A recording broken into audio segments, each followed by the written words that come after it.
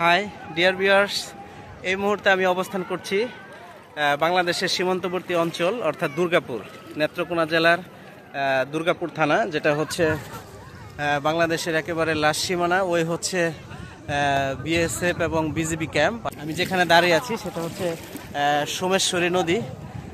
অসাধারণ একটি কম্বিনেশন, পাহাড়, নদী, ঝর্ণা, ইন্ডিয়ান বর্ডার, মানে ভাষায় প্রকাশ করার মতন। আপনি দেখুন এখানকার পানি। আমি বাংলাদেশের প্রায় প্রতিটি অঞ্চলেই ট্যুর করেছি বা ভ্রমণ করেছি, সেখানে দেখেছি যে আসলে এত স্বচ্ছ জলরাশি এটা খুব ঝর্ণা ছাড়া খুবই কম দেখা যায়। তো আমি যদি আপনাদেরকে খুব কাছ থেকে দেখাই, দেখুন মানে পানির স্বচ্ছতাটা দেখায় আপনাদের। দেখুন একেবারে স্বচ্ছ পানি। এখানে হচ্ছে লাল বালি, এখানে লাল যে বালিকণা অর্থাৎ লাল বালু এবং ছোট ছোট পাথর বেয়ে চলে এসছে আমাদের বাংলাদেশে।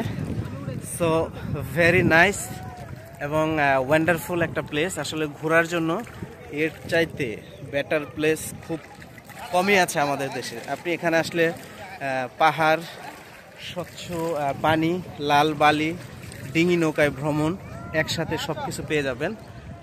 যেটা কিনা পাওয়া যায় হচ্ছে সিলেটের সুনামগঞ্জের সেই জাদুকাটা নদী, আমরা যে বিখ্যাত জাদুকাটা নদী, সেই নদীর একটি ফিল এখানে রয়েছে। আসলে আমি আর আপনাদেরকে দেখাতে পাচ্ছি না, ওদিকে যাওয়া যাবে না। ওটা হচ্ছে জিরো পয়েন্ট, ওটা ইন্ডিয়ান জিরো পয়েন্ট, ওখানে যাওয়া আমাদের নিষেধ।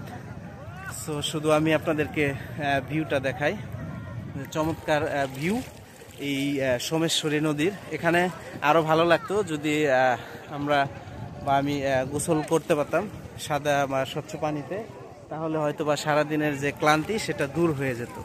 তো আশা করি আপনারা যে যেখান থেকে আসুন, যত জার্নি করে আসুন বা যতটুকু কষ্ট করে আসুন, আপনাদের জার্নি বৃথা যাবে না।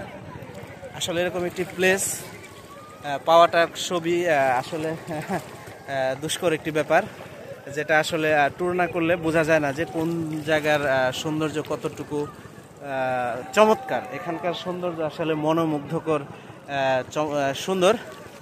তো আমি আপনাদেরকে যদি আমার পিছনের সাইডটি দেখায়, দেখুন কি পরিমাণ পর্যটক এবং ভ্রমণ পিপাসু মানুষ এখানে এসছে।